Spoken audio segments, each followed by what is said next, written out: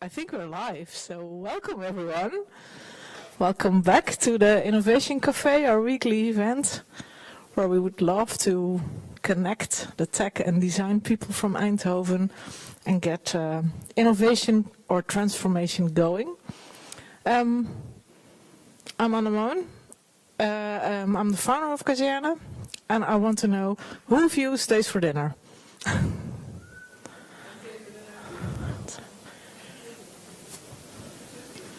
Noticed? Zoe?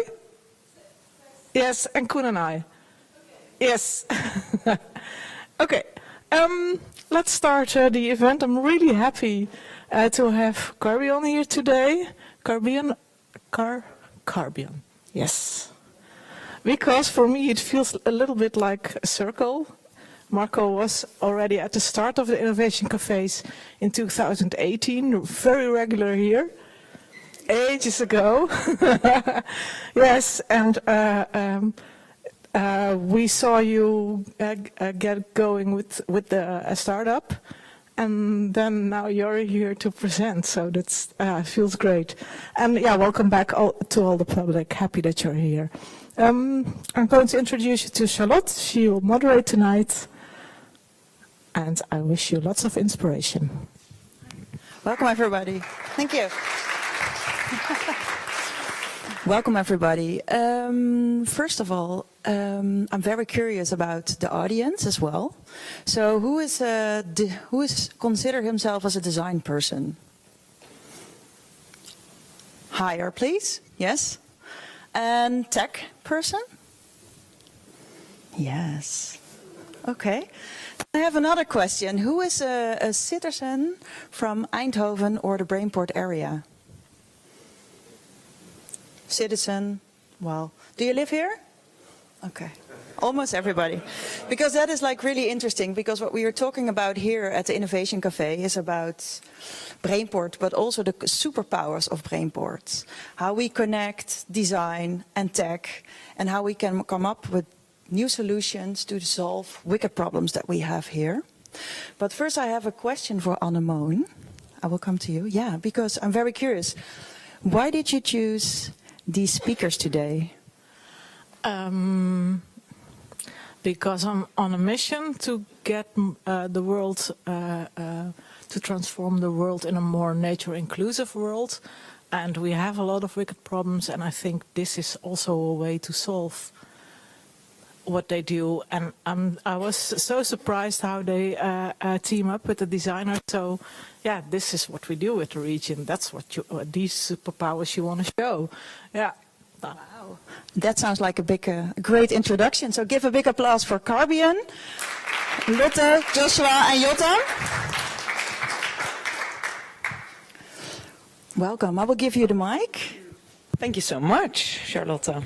Nice to see everyone here. Hi. Yes, is the stage ours? Yes, the stage is yours. Great. Thanks. Thank you for the nice introduction. Good to be here as well. Yeah, I will kick off first by telling a bit more about Carbyon and who we are and what we do. Because yes, we are a tech company. Quite a lot of how other people say geeks work with us. I consider myself also sometimes to be a geek, so that's really nice. But I also love the design part, and that's why we are here today. But first, Carbyon, what we do. We capture the sky. And that sounds maybe a bit more abstract, but in fact, that is really what we do. I have a nice video to you to explain this in 1 minute. Because it can go way better than how could I tell it. But the sound is not working, so I will give a nice voiceover. Let's see if I can make it in 1 minute or if we have to pause the video. But I think the images do give a good feeling of what we do and why we do it. So, hit it. So, a long, long time ago, organic remains were safely stored deep within our planet. But when we fast forward to the Industrial Revolution, we found that we can use these to benefit our society. Yeah, we got oils and we transported, so it brought us a lot of benefit and value. But when we burn these fuels, we actually found out it turns into CO2, and the Earth, pause. And the Earth is actually filling up with all these CO2 molecules, which we do not want. Could you maybe pause it for a second? Thank you. So indeed, when we move a bit back in the video,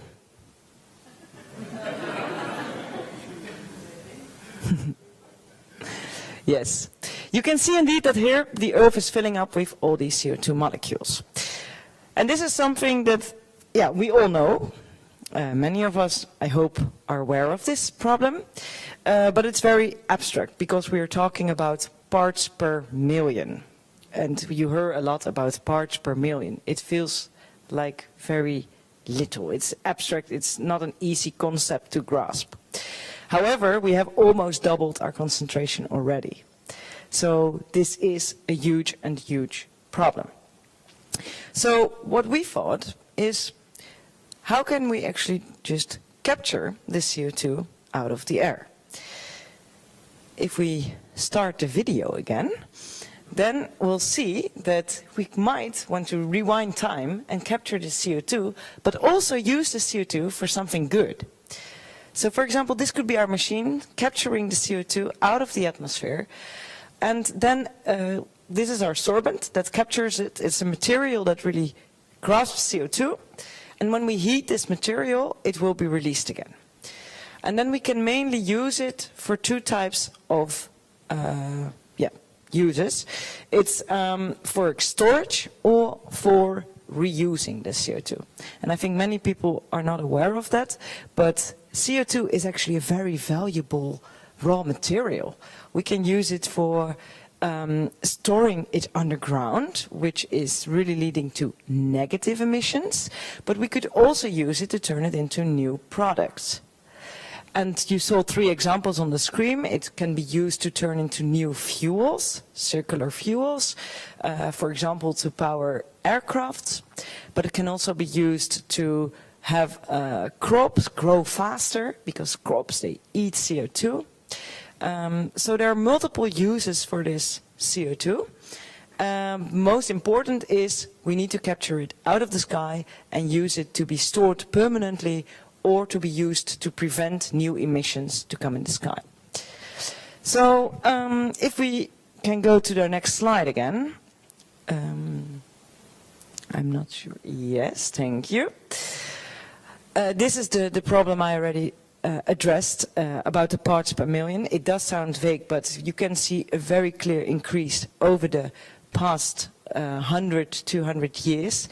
And the problem is, it still keeps rising. And also the Earth will keep warming up. So what we need to do, we need to cut emissions through all the sectors. Yes, we really need to stop with emitting CO2. That's the start. But after that, we also need to remove carbon from the sky. So that's why we want to provide a solution on how to remove the CO2. But there is a problem with the current technologies.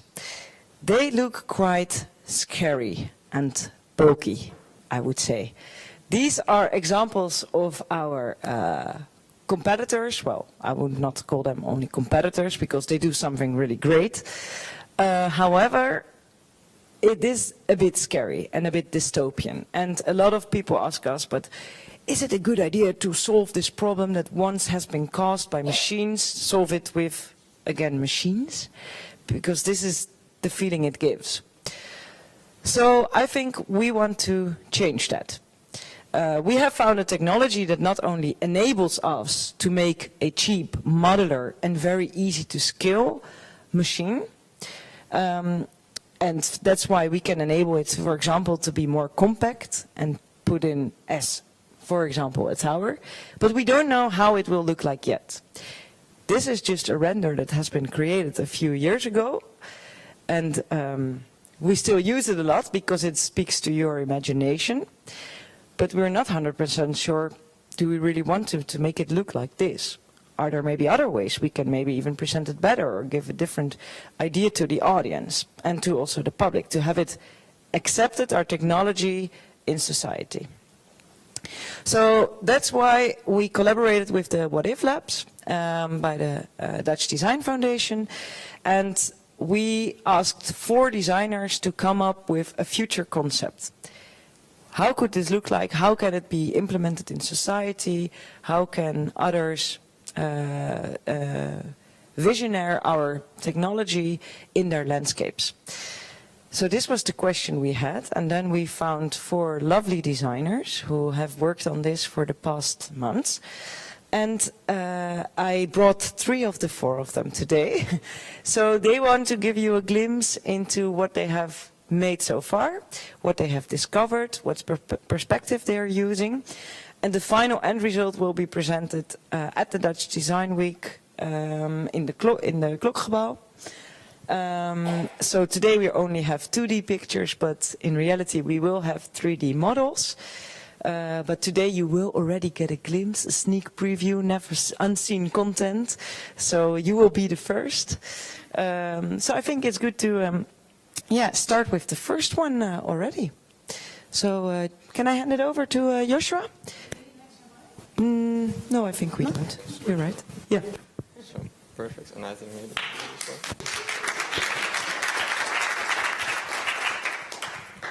Yeah. Can you hear me? Yeah. All right.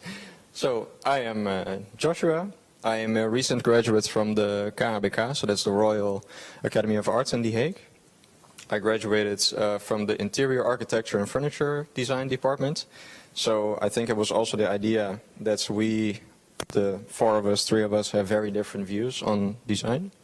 And when I was approached with this challenge to make this design of the machine, I sort of used this as a reference. And I don't know if many of you know exactly what this is.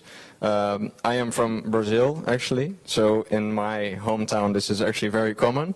It's a birdhouse built by the birds. So we sometimes have the practice of putting a birdhouse in our own house. But this bird, which is called a, if I translate it to English, it's a muddy John kind of thing. So they take local materials, so local earth, and they build a little house for them. And that's kind of the inspiration that I had to sort of go as my design. And I thought it would be my 4 pillars of design to have a natural inspiration, a mimetic design, a modular aspect, and a cohabitation feeling.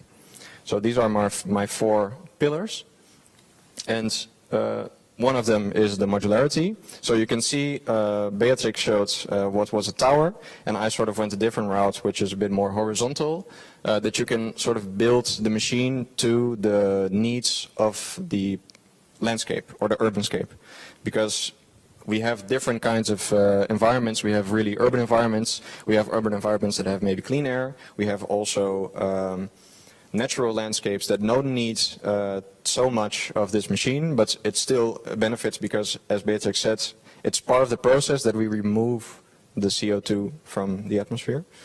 So here you can see, for example, you can build the machine in different ways. We have one module in the middle, that's my idea, and you can build up or sideways. That's the modularity aspect of it. Then we have the natural sort of inspiration, which I took from different kinds of segmented animals. So we have a lobster, a armadillo, and a roly-poly, which is a funny name. But I really liked that it's also giving a sort of sense of protection, and it's a protection of the animal that's not in a offensive way. It's really for defense. And here you can see the mimetic design. So this, in the same way that the little bird takes the mud out of the environment that they live, I also wanted to sort of take local materials that are locally streamed to build the cover of the machine. So I have 3 examples, one using sort of 3D printed ceramics, one using locally sourced wood, and the last one with sort of recycled metal for the urbanscape. So we have a sort of low-tech urban environments, we have a natural environment, and we have really a urbanscape. So this is sort of the mimetic design, and the cohabitation part of it is sort of how you build a story afterwards with the machine. So you have then a plant where you can have multiple machines communicating to each other, and they also make themselves a sort of Carbyon landscape, which people are invited to cohabitate with. So the machines are not as an invader, which I kind of get the feeling from the examples that Beatrix showed before. They are a bit sort of sucking the life out of the environment, although they are not doing that, but it looks like it. And I wanted to sort of invite people to cohabitate with the machines and that it becomes part of the environment. And the material will also be part of something that is maybe already familiar for them. So that's where my design view of this challenge went. Yeah, that was it for me. And then I pass it to Jotam. Thank you. Where do you press it? Yeah, the next one. Hi, do you hear me? Yeah. So I'm Jotam. I'm in. Yes. Yeah. Sorry. I would say I'm like something between an industrial designer and an experimental designer in my practice, and yeah. I will just start. So I think my starting point for this challenge was really what Beatrix started by talking about, which is like the enigmatic sort of distancing aesthetic of these new technologies that are, really not communicating what they're actually doing. So it's sort of placed in places and takes space, but then it doesn't say anything about what it does, and it doesn't have like this warmth to it in a way. And the reason I put this water tower next to it is because the first thing I've done in this process is trying to find the place where I can find these characteristics in what I define as like industrial structures, and how can I take these characteristics of like nice or positive or compelling industrial industrial structures, and learn from it and apply it on the structure on the tower that I'm going to design. So my first step was to do this typological research, where I really sampled all the small details of structures I found positive, compelling, have like nice shapes and not necessarily this very cold and extremely just engineered shapes on them.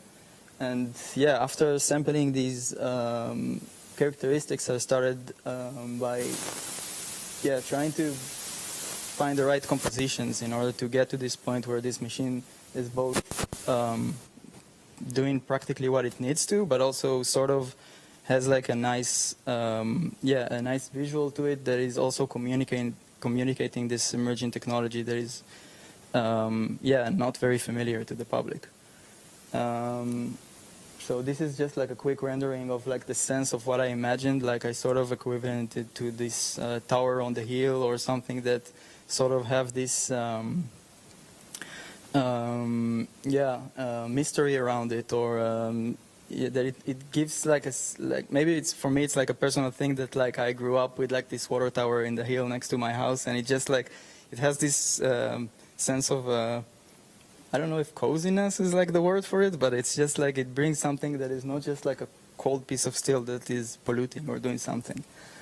And this is where the tower stands right now. The idea is that it's sort of resemble this shape of a water tower, but it's besides the iconic shape, it also serves it practically, because it creates like a good separation between the dirty air that comes from the sides and the clean air that comes from the top. So this form is also serving it in that way, and you can see that every square is like a module that cleans air, so it sort of gives away something about how this structure operates. And in general, just try to create this sense of like moving upwards towards the sky, so everything is like sort of like even the perforated part one sort of pointing upwards and sort of hint the process that is actually happening in this machine.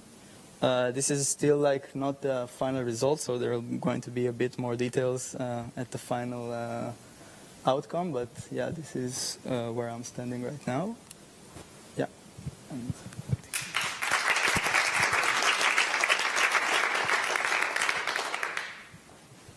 Hi, I am Lotte, and I would call myself material designer, but also a bit of spatial designer. And last year I graduated from Design Academy, Eindhoven. So I also got asked to design something for Carbyon. And I do it more out of a, I think, low-tech material perspective, because in the beginning I actually had a bit of doubts of like, why do we use a machine to capture carbon? And why don't we just let nature do it? And there are so many natural ways to capture. But I found it also a challenge, like how can we then design this machine in a way that it's more like inclusive and more nature inclusive. And so that's a bit why I started. So first I looked actually at towers that are carbon emitters, and this history of these towers, and how they are shaped. So I got pretty much inspired about this shape of these towers. And then also alongside my research, I am really much a designer that kind of needs a location or works from a location. So I was imagining where could these towers be placed, and Carbyon gave us some places and spots that they would like to build these towers. And for myself, because that leads my design mostly, I chose the desert to place the design that I made. And I got inspired by this project, Just Dig It, where they actually green the desert. So also a bit more inspiration I got. Like I was really much inspired about this pivot irrigation, also because building a tower is also kind of a center, and how we could work around this center. So my concept is actually about creating oasis in the desert. So it's called Oasis Tower a bit, and it is kind of irrigating the area around this tower. The tower is made of cross-laminated timber, so it also doesn't emit any more carbon, but it actually captures the carbon. And it looks like this. It is twisted, so it goes with the form. Also, it is parabolic, so it captures the wind, and because it needs air to suck in to get the carbon cleaned and put it back into the sky, the clean air. But this concept was also started, maybe I should go a bit back. The desert came actually in mind because they told us that this machine not only captures carbon, but at the same time also captures a lot of water. So it is kind of using this water, this extra input it gets into these areas that needs actually more water, so needs greenery. And also this idea of like not making a huge kind of power plant, but like kind of trying to make towers for a certain community, or creating some extra value around only capturing carbon, but what could it do more? What could it give to the surrounding or to the people that actually are in contact with this tower? Yeah, so this was a bit my presentation. Sorry? Thank you so much, everybody. Beatrix, come up here. Thank you for the inspiring presentation, inspiring projects, and really good explanation about CO2 and the machine and carbon. Are there any questions from the audience? Yeah, or just stand. Yeah. Because I'm very curious. I have many questions, but... Well, I'm interested in the power requirements for installations like that. And also, can you enlighten us a bit more about they take a lot of surface area. Let's just suppose that we plant trees there. The trees take care of the biodiversity, for instance. They provide us with new raw materials such as wood. So how do they compare if you look at the total picture there? Yes, very good and logical question, I would say. Let's start with your last part. So on the trees, I think the starting point is, yes, we need to plant a lot of more trees. Woo, one celebration. We should stop deforestation first. Maybe let's start there. True. We should stop deforestation. For sure. Planting trees has a lot of benefits, not only indeed for capturing CO2, but for the entire ecosystem, for the biodiversity. There are a lot of benefits from trees, not only the CO2 capturing part. But that will not be enough if we really want to solve this problem that we have here in our air. That will never be enough to really clean the air. So that's why we need something that can capture CO2 way faster, and that is what our technology can do. So if we make a quick and dirty calculation, you could say that one of our machines could capture around 50 tons of CO2, while one tree can capture around 20-25 kilograms of CO2 per year. And then about the surface area, so if you saw our machines, it's the same as a big tree. So in that sense, I think the uniqueness about our technology is that we can really speed up this process and do something about the overload of CO2 that we have in our air. And trying to restore that balance, and then we still need trees to keep that balance. Okay, wow. Does that answer your question? Yeah? That was the second part of the question. Oh, the first part. The first Oh, well, of I the have a question. question in between, because it made me curious. How big are your machines? Because you compare it to a tree, you know, just... Yeah, I think some of the models made it clear with the people next to it. They do vary a bit, and we also don't know exactly how big they will be. I think that's why, for example, the modular idea is very strong, because that can also determine still how big our machines can become. Okay. But let's state what we've always used. It's a bit like a sea container on its side. So Okay.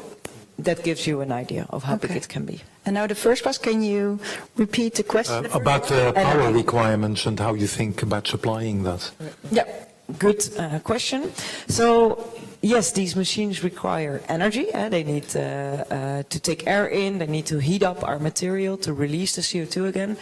So this will require power that we will only supply with renewable energy, because otherwise, yeah, what are we doing? But even if we would power our machines with, for example, natural gas, which is a fossil fuel, even then we would capture more CO2 than what it would have emitted. So I think that gives a answer to your power question. Maybe wait for the microphone to Yeah, sorry, to add something I was on the answer. distracted. 1 second. Is it working? Yeah. Maybe to add to that, a lot of people don't know that the CO2 concentration worldwide is roughly the same everywhere. Not above chimneys, of course, but... So you can basically capture the CO2 anywhere you want. So you can really choose where there's, for example, abundance of renewable energy, electricity, solar, wind, hydropower, for example. These are typical, geothermal, these are typically places where you would do this at a large scale.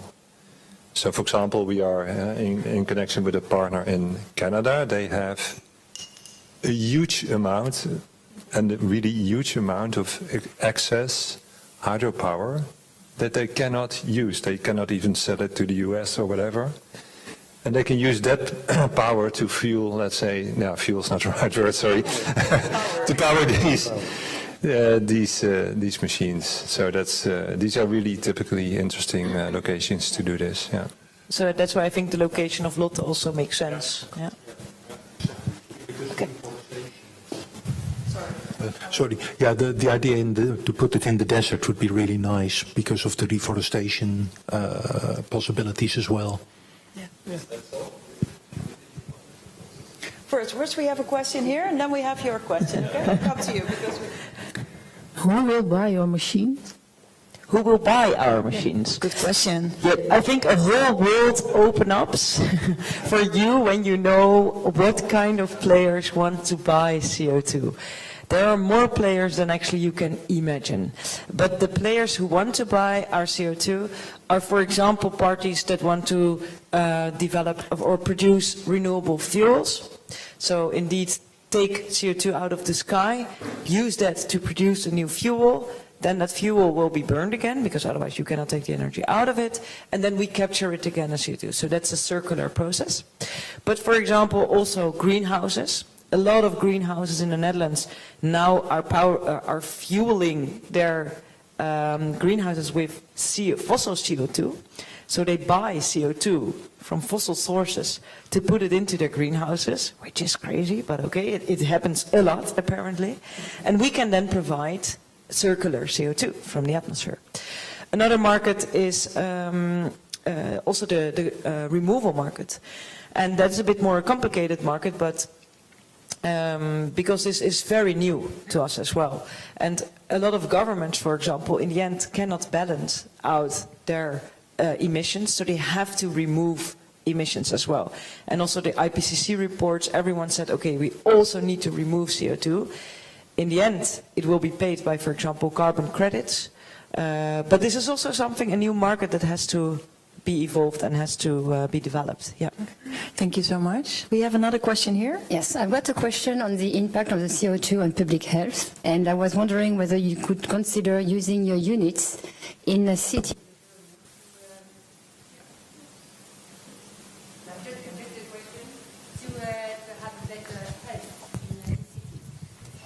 Has it been studied by Carbyon or not?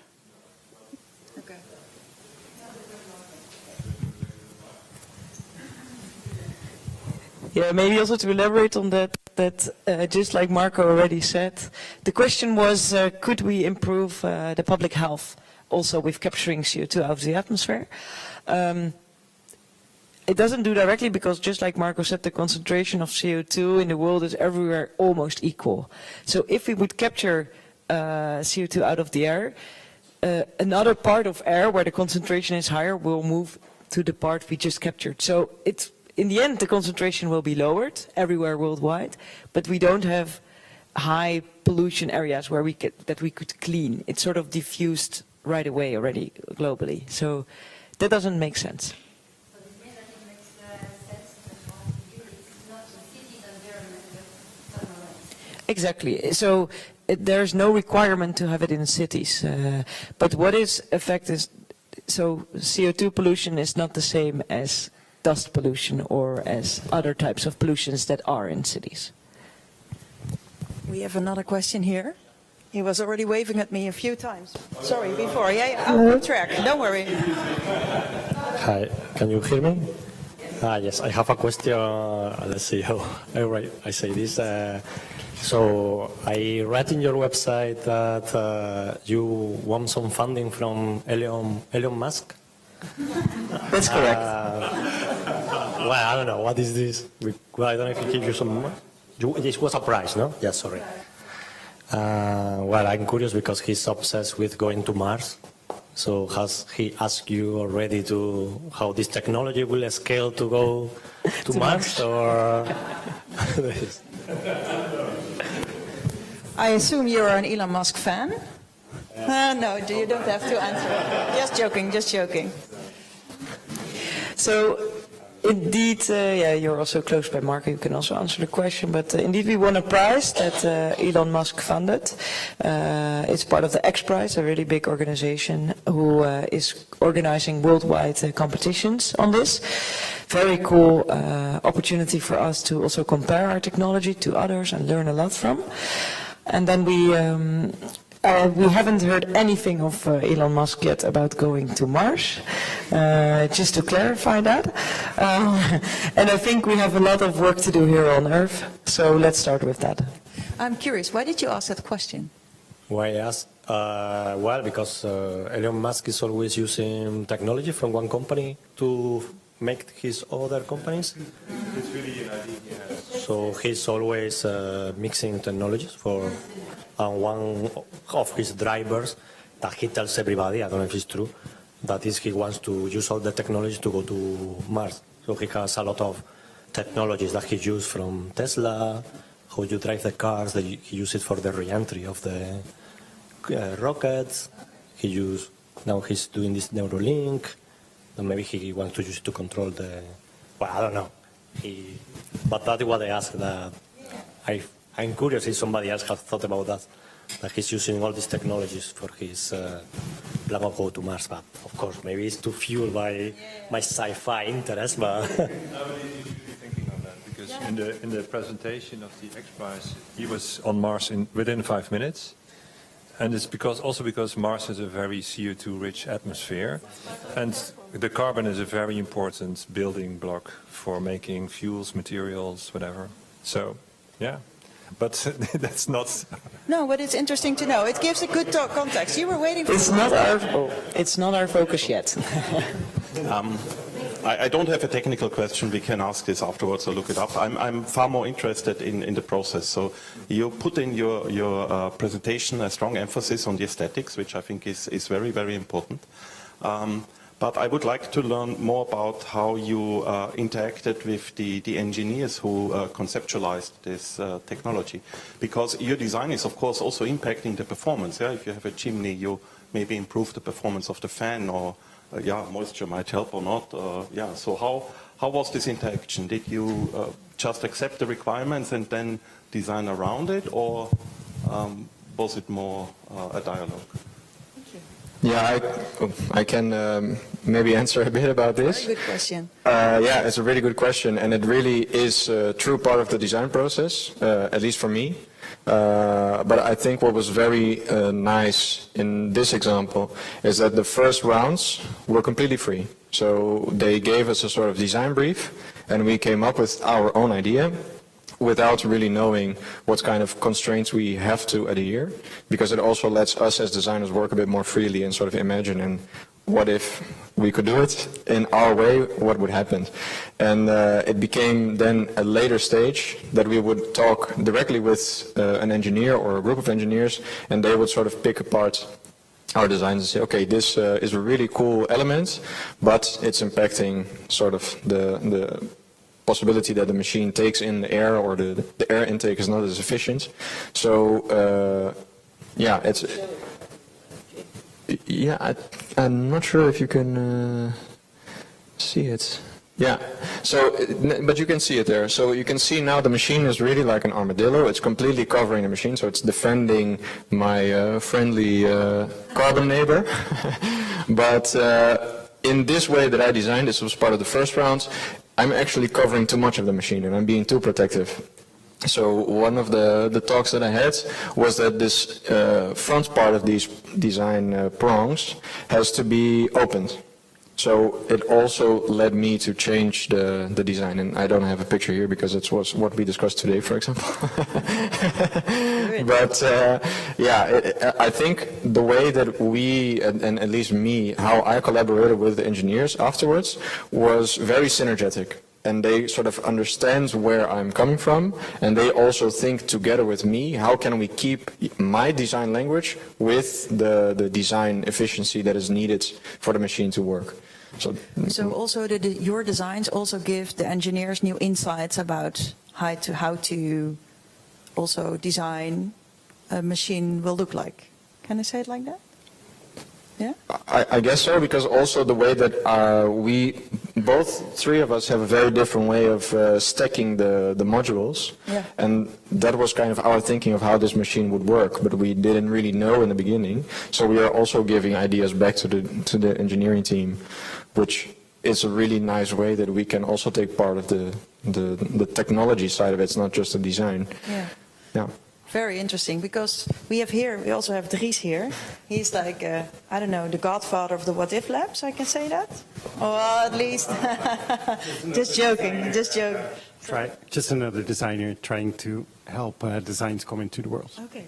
How did you start this What If Lab? Because a What If Lab always starts with a question and also, getting to know a company. How did it start for you? Yeah, well, I think there are two unique elements. One is that they, as a company, said we want to work with young designers, which is really nice, because we tend to see in these labs, which are collaborations between organizations and designers, and we help organizations find the right designers for them and collaborate. And Carbyon said we're looking at the future generation, so we want to work with the future generation. Mm-hmm. So that was really nice. And the other element is that there's actually a lot of people already working there. So normally I have to break open people and say, yeah, the design is really important, and this is how you... But they were already quite ready in their thinking for this. So in this case, we only had to do, which I'm really happy about, is help them connect to the right designers and formulate a little bit, okay, how can we pose this design question or this question so that designers can interact really well with it. And from there on, they could pick it up. And I'm happy today to see where the results are going. It looks really nice. Thank you, Dries. Betsy, you had a question. Part. I have a multi. Is it about design? It is. Okay. It's about design. I had my own company where I was very cognizant of what's called horizon pollution, and that's when you have like little antennas, or you have towers along the horizon, and people don't like looking at, for instance, windmills, And so I wonder about that a little bit, because I always think if you could reuse, an existing structure, or you could, even at one point, very early on in Carbyon days, even before Marco was there, they were talking about reusing water cooling towers, right? So water cooling towers from chemical factories and so forth, because they're already there. And instead of taking them down, you could just use that as your MVP, perhaps, or something like this. But anyways, I wonder if you consider sound, right? Does it make a lot of sound? Like, could you live next to it? Could it be part of a building? Could you actually have this thing as attached to a building, and I could be living, in this adjacent tower that's, so then it's not, dotting the landscape, but it's actually part of a building. That could be interesting. But then also, then on the other design question is, could you somehow integrate maybe solar panels or something into this, or even the windmill into this design, so that you again have less horizon pollution? Because if you somehow put it all in one thing, it's much. I mean, maybe it's not aesthetic, but I'm just. There's a lot of thinking there, but I was just wondering. I really, personally, I think I like it when it's not more natural looking, I guess, yeah. So your question is, why is it more like an autonomous object standing by itself? Okay. And also sound. Okay. Is sound an issue? I don't know. You're not the only one wondering that. And we also have people hearing sounds that do not exist. I can share a short anecdote with you. We placed one of our test setups at the high-tech campus. And it was in a small garden within offices, surrounded by offices, quite an old building, and we placed our test machine there, and it has a huge fan inside. You cannot see it, But we notified the building like, hey, we are going to lift up this thing. It's going to be placed in the garden. And then we got a lot of questions, of course. And shortly after, we got also a complaint. Like, hey, we got a lot of sound, noise, disturbance, and your machine is making noise. And no, okay, it's weird. Okay, that is not good, but it doesn't make any sound. So we brought this guy, this time it was a guy, we brought him outside to our machine and we said, okay, let's listen together, what is the sound disturbing you? And he said, yeah, well, there's machines and when you put them on, they make the sound, and we were like, they are on right now. It was like, oh, then it's not your machine. But long story short, we want to design our machines that they will not make any sound disturbance, and yes, they are industrial apparatus, so in the end there will be maybe a click or a beep, or we don't know yet exactly, but at least the core process of it should not make sound. Thank you. What I understood from your question, Betsy, is our machines they will typically not be placed in urban areas. Yes. Typically not. And because the reason for that is you also have to do something with the CO2 that you capture, and there's no way of doing that in an urban area. The only thing I can think of in an urban area is vertical farms that are upcoming. They need CO2 to grow crops. Also, they need water. That's the only, let's say, for now, application I can think of in an urban area. Yeah. Yeah. And others will be more in industrial areas. Or using the roof tops. Yeah, that's a good idea, but the thing is we capture CO2 and then we have to use it. So you either have to store it away or process it into immediately. You cannot release it again because you're done for nothing. That's basically. There are other solutions to improve, let's say, indoor air quality. That's not what we're doing, but you could also use it for that. But then, yeah. The of CO2 is the biggest in the city area. So, not the case, but still, there is maybe more social impact. Just commenting, maybe there are other technologies for urban areas. No. But there are other, and I also saw very cool technologies for urban areas where you have on the streets columns of algae. There are also aesthetically pleasant to see. But here we are talking about gigatons. And gigatons is not something that you can have in an urban area. You also have to have the infrastructure to be able to move, to transport, or to store immediately. So this is actually the concept. And all the big machines, it's always gigatons. So the problem we are tackling here is in the order of gigatons.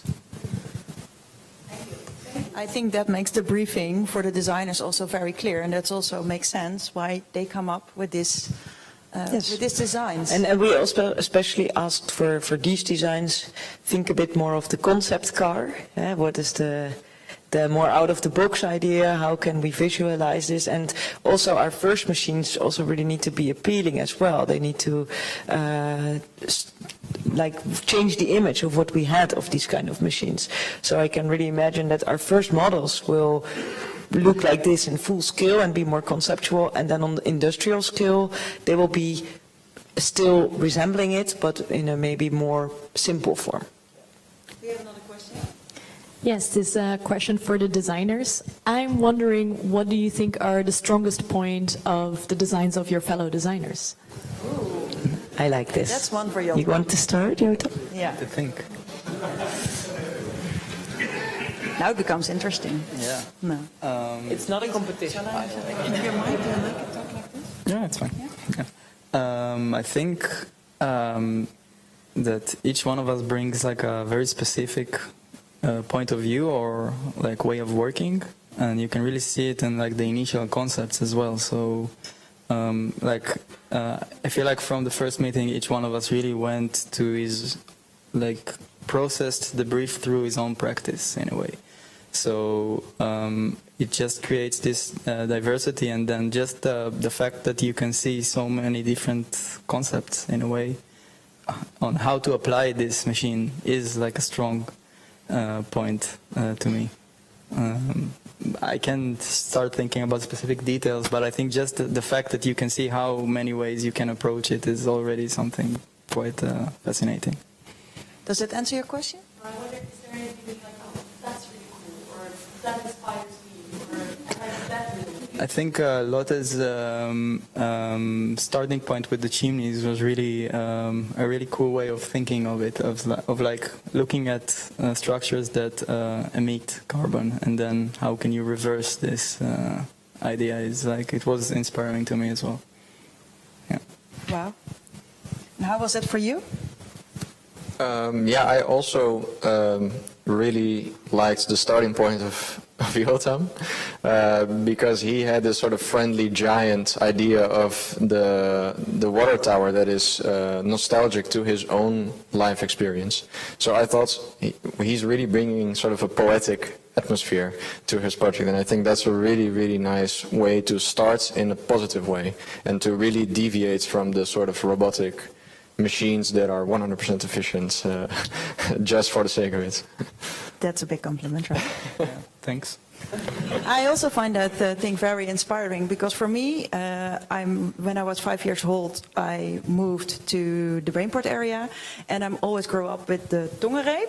I think all the people know, and you have this like watery, I don't know how to call it, towers, and they're like part of the skyline of Eindhoven, and that was what I was thinking about all your designs, that this could be added to the skyline of Eindhoven. Okay, I've learned that it's not really a good space to have it in the city, but still it would look like that. And it also reminded me of the pigeon towers that we have in this area.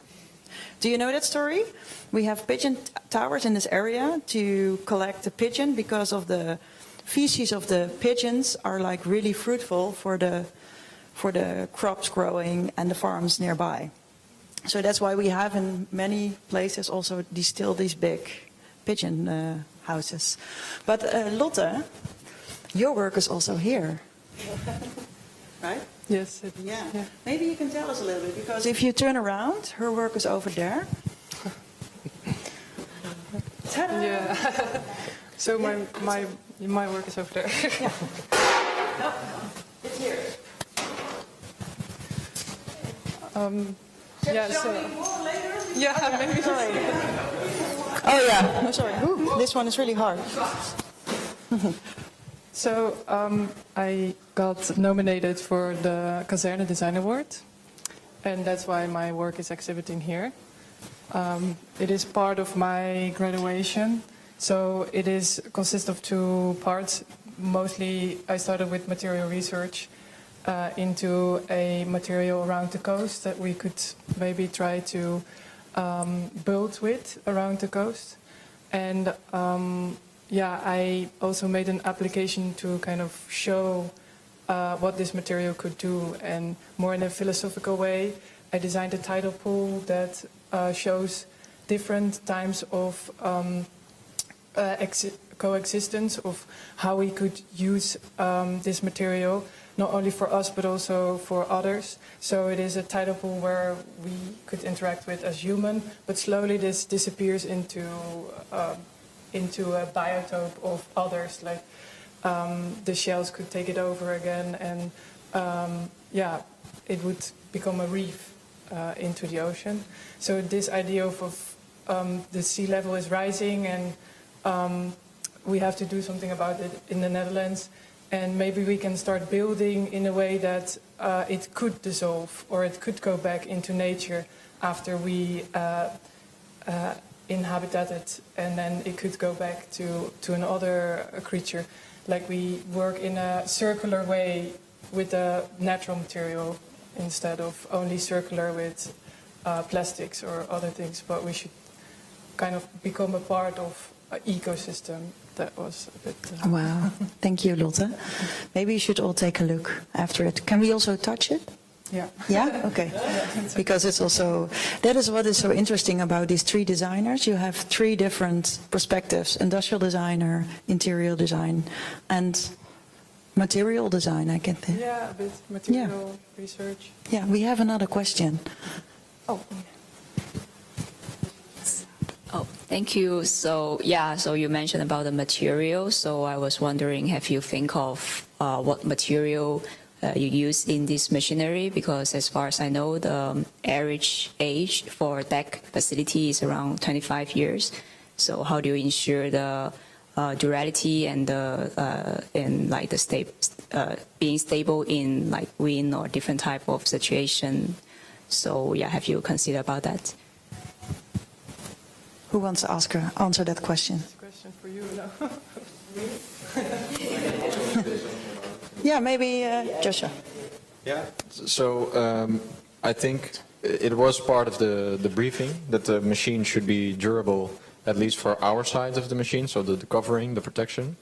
And I think for me, it sort of materializes. Now you only see it as a solid piece, but it's actually, the cover is also modular, that you can take it apart.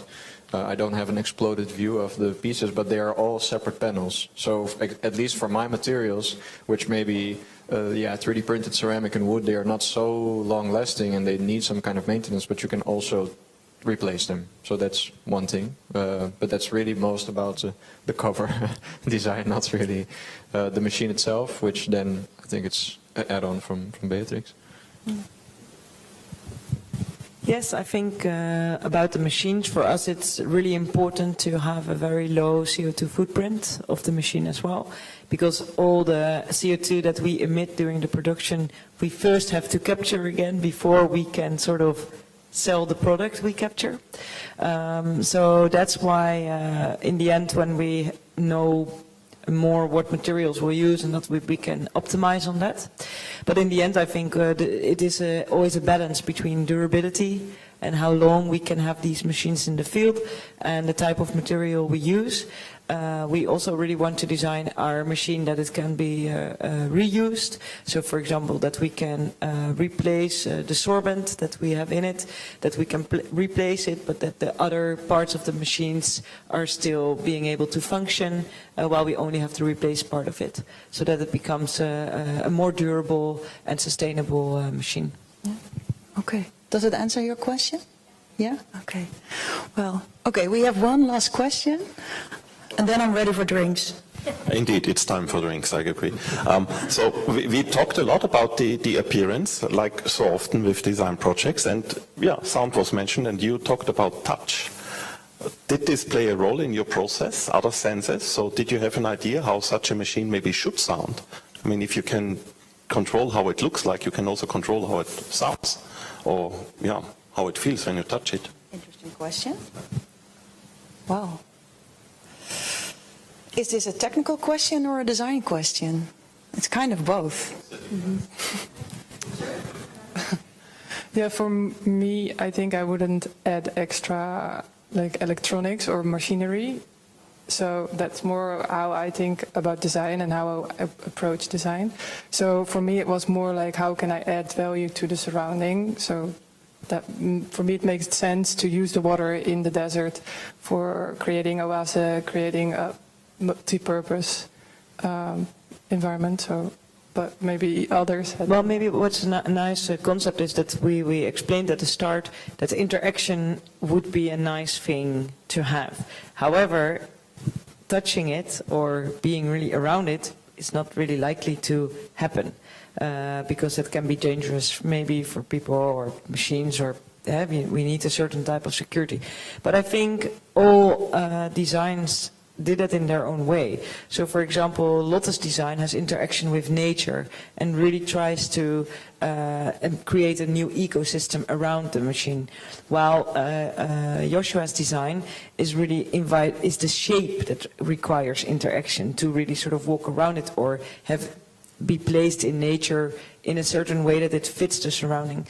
And the design of Joris, who is not here today, it's moving on the airflow. So it's giving you a sort of like a flag that's always waving. It's something you want to keep on looking at or a fireplace, for example. Although nothing really changes, it is intriguing to look at. And I think so. There's also the Tower of Jotam. It wants to sort of make you look inside. What is inside there? Well, you are not allowed to, or it will not actually happen that you can touch it as it is in more deserted areas. So I think they all really did that in a very nice way, still inviting for interaction while you not have to touch it. Thank you.